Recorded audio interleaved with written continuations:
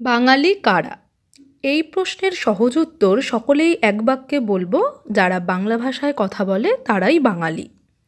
কিন্তু যদি প্রশ্নটা এমন হয় যে এই বাঙালি জাতির উৎপত্তি কোথা থেকে, কিংবা বাঙালি জাতির উৎপত্তি কিভাবে, তখন আমাদের থতমত খেতে হয় বৈকি। কিন্তু আজকের দিনে নিজের জাতির ইতিহাস না জানাটাও ঠিক বাঙালির গর্বের বিষয় নয়। তাই এই বাঙালি জাতির উৎপত্তি কোথা থেকে এবং কিভাবে জেনে নেব আমার বাংলার অফ টপিকের আজকের পর্বে। বাংলা ভাষা ও সাহিত্যের প্রতি অনুসন্ধিৎসু বাঙালির জন্য বাংলা সাহিত্য ও সংস্কৃতির টুকরো টুকরো কথা নিয়ে সাজানো আমার বাংলার বিশেষ নিবেদন অফ টপিক। আমার বাংলার অফ টপিকের আজকের পর্ব, বাঙালি জাতির উৎপত্তি কিভাবে কোথা থেকে। সাধারণত বাংলা বা বাঙালি এই দুটো শব্দের উৎসই বাঙ্গালা। ফার্সি ভাষায় এটি একটি বিশেষ অঞ্চলকে বোঝায়।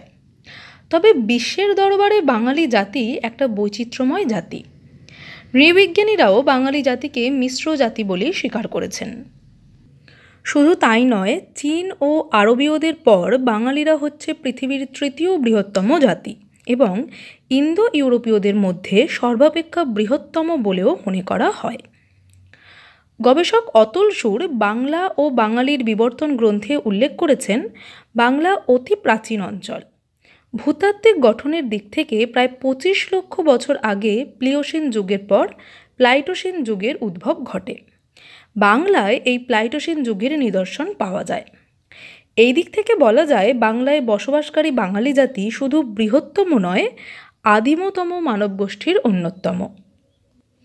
গবেষকদের মতে আদিম সভ্যতার আর্য ও অনার্য জনগোষ্ঠীর সংমিশ্রণে গড়ে উঠেছে আজকের বাঙালি জাতি।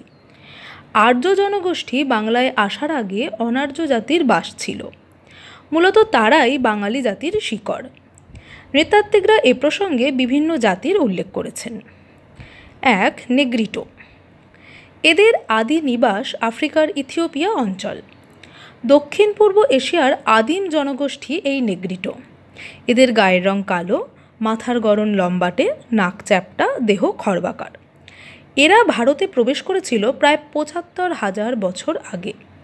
বর্তমানে আন্দামান ও নিকোবর দ্বীপপুঞ্জের আদিম জনগোষ্ঠী এদের বংশধর। তবে পশ্চিমবঙ্গের মুর্শিদাবাদেও এদের কিছু নিদর্শন পাওয়া গিয়েছিল। এদের জীবন ছিল মূলতই অরণ্য কেন্দ্রিক। 2. অস্ট্রিক। অস্ট্রেলিয়া বা তৎসংলগ্ন এলাকা থেকে প্রায় 30,০০০ বছর আগে অস্ট্রিকরা ভারতে ছড়িয়ে পড়েছিল। এদের গায়ের রং কালো, মাথার গড়ন লম্বা, নাক প্রশস্ত, উচ্চতা খাটো। এদের নিষাদ জাতি বলা হয়। এরা বর্তমানে মুন্ডো বা মুন্ডারি, সাঁওতাল, ভীম ইত্যাদি ভাষায় কথা বলে।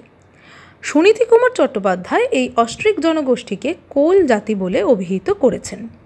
এরাই বাংলায় কৃষিকাজের সূত্রপাত করে গ্রামীণ সভ্যতার সৃষ্টি করেছিল। কালক্রমে এদের সঙ্গে বাঙালির বাগদি, বাউরি প্রভৃতি বর্ণের রক্ত সংমিশ্রণ ঘটেছে। দ্রাবিড়। ভূমধ্যসাগর অঞ্চল থেকে আগত। এদের গায়ের রং কালো, দীর্ঘ মুন্ড, মুখ চওড়া ও মাংসল, ঠোঁট পুরু। মনে করা হয় দ্রাবিড় গোষ্ঠী যখন ভারতে প্রবেশ করে তখন অস্ট্রিক গোষ্ঠীর বসবাস ছিল। এরা অন্যান্য জনগোষ্ঠীর থেকে সভ্য এবং উন্নত। দ্রাবিড় জাতি সভ্যতায় উন্নত হবার ফলে অস্ট্রিক জাতিকে গ্রাস করে।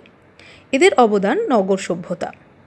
ঐতিহাসিক নিহার রঞ্জন রায় বাঙালির ইতিহাস গ্রন্থে জানিয়েছেন, নব্যপ্রস্তর যুগের এই দ্রাবিড়ভাষী লোকেরাই ভারতবর্ষের নগর সভ্যতার সৃষ্টিকর্তা। বলা যেতে পারে অস্ট্রিক ও দ্রাবিড় জাতির সংমিশ্রণেই সৃষ্টি হয়েছে আর্যপূর্ব বাঙালি জনগোষ্ঠী। ভোটচীনীয় বা মঙ্গোলীয়। দক্ষিণ পশ্চিম চীন থেকে এরা এসেছিল।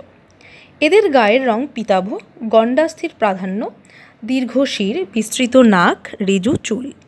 মূলত পার্বত্য এলাকার চাকমা, গারো, খাসিয়া, ভুটিয়া, লেপচা, মণিপুরি, হাজং প্রভৃতি জনজাতি এদের বংশধর। স্যার হারবার্ট রিজলি বাংলার নৃতাত্ত্বিক উৎপত্তির নিরূপণ করতে গিয়ে বাংলার অধিবাসীকে মঙ্গোলীয় ও দ্রাবিড় জাতির সংমিশ্রিত বলে উল্লেখ করেছিলেন। রাখালদাস বন্দ্যোপাধ্যায়ও তা স্বীকার করেছিলেন। তবে অন্যান্য গবেষকদের মধ্যে এই মন্তব্য নিয়ে মতবিরোধ আছে। আলপাইন। এরা আল্পস পর্বত, পামির মালভূমি এবং পূর্ব ভারত থেকে বাংলায় ও উড়িষ্যায় আসে। এরা আর্য ভাষায় কথা বলতো। এদের গায়ের রং গোলাপি আভাবিশিষ্ট গৌরবর্ণ, মুখ লম্বা ডিম্বাকৃতি, চুল ঘন ঢেউ খেলানো বাদামি বর্ণের, পাতলা দীর্ঘ উন্নত নাক। এরা অত্যন্ত শক্তিশালী এবং যোদ্ধা ছিল। অতুল সুরের মতে উচ্চ শ্রেণীর বাঙালি অর্থাৎ ব্রাহ্মণ কায়স্থ এরা এই আলপাইন পর্যায়ভুক্ত। পরবর্তীকালে অনেক গবেষকই মুক্তকণ্ঠে স্বীকার করেছেন যে আলপাইন জনগোষ্ঠী থেকেই বাঙালি জাতির উৎপত্তি। তা সত্ত্বেও ভারতবর্ষ সহ বাংলার প্রাচীন ইতিহাসের দিকে তাকিয়ে বিভিন্ন সময় যুদ্ধ, বাণিজ্য, ধর্মপ্রচারকে কেন্দ্র করে বিভিন্ন জাতির অনুপ্রবেশ ও সংমিশ্রণকে আমরা অস্বীকার করতে পারি না। মৌর্য ও গুপ্ত বংশে আর্য সভ্যতার উন্নতির মাধ্যমে বাংলা সংস্কৃতি দৃঢ়মূল হলেও তারপর ভারতে আসে আরবীয় ও তুর্কি মুসলমানেরা। ধীরে ধীরে শুরু হয় নবাবী আমল। এরপর বাংলায় আসে পর্তুগিজ, ইংরেজরা। তাই বাঙালির রক্তে মিশে আছে বহু বিচিত্র নরগোষ্ঠীর রক্ত। এভাবেই হাজার হাজার বছর ধরে গ্রহণ, বর্জন, রূপান্তরের মাধ্যমেই নেগ্রিটো, অস্ট্রিক, দ্রাবিড়, মঙ্গোলীয়, আলপাইন ইত্যাদি জনগোষ্ঠী, তার সাথে সাথে মৌর্য, গুপ্ত কিংবা আরবীয়, তুর্কি মুসলমান কিংবা পর্তুগিজ, ইংরেজদের রক্ত সংমিশ্রণেই গড়ে উঠেছে আজকের বাঙালি জাতি ব্রাহ্মণ, কায়স্থ, বৈদ্য, শূদ্র।